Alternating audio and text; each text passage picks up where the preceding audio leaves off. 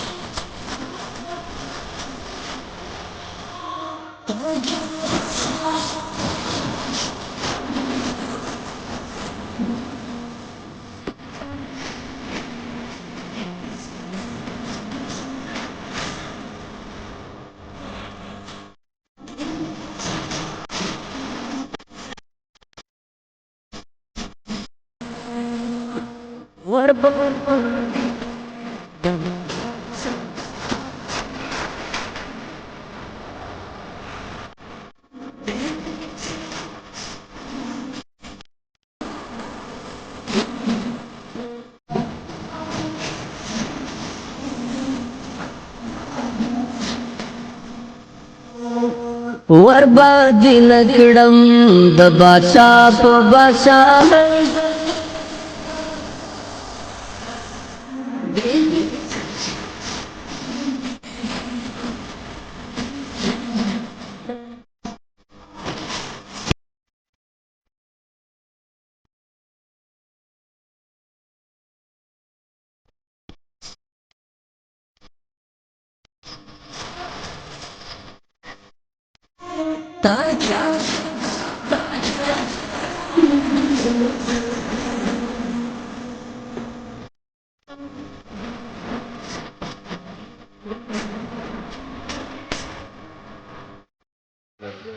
بسم الله الرحمن الرحیم. السلام علیکم ورحمۃ اللہ وبرکاتہ. ډیر عزتمن درونو راغلی یو ځل بیا مدرسې ته دغه مدرسې ته د خوراک ضرورت او چې دی نو مونږ غوښتل چې د خپل سیډم ولس ورکو مدرسې ته. نو روژه راغلې ده، دې مدرسې کې طالبان اوسېږي، د دوی لنګر نشته.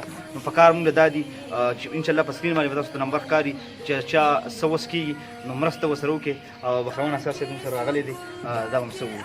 اعوذ بالله من الشیطان الرجیم. بسم الله الرحمن الرحیم. ګرانو کتونکو، څنګه چې تاسو ته معلومه ده چې د تیرې روژې نه را په دې خوا موږ د فوډ پیکیجز تقسیمو او د سږنۍ روژې زموږ دا دویم پیکیج دی او دا خبرې دې دپاره کوو، تاسو د دې دپاره ښایو چې په دې معاشرې کې د دې روژې مفهوم باندې موږ ځان پوه کړو. د روژې مفهوم دا نه دی چې ته لوږه تنده په ځان تېره کړه.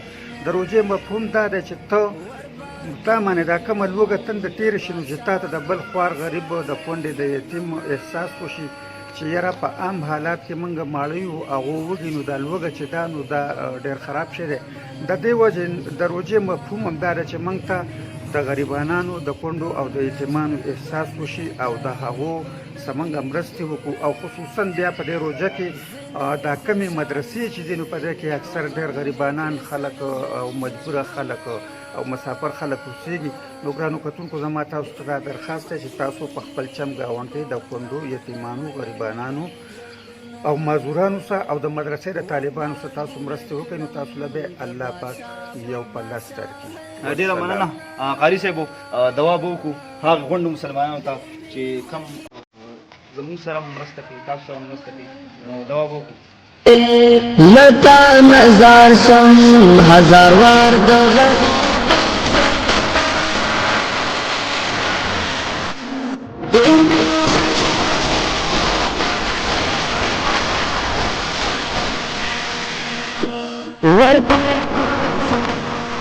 درنو کتونکو دا وه د نننۍ ورځې خپرونه د بلې خپرونې په درانه خدمت کې بیا ستاسو سره زیږېږم. ښه وخت هم غواړم د لوی الله پاک.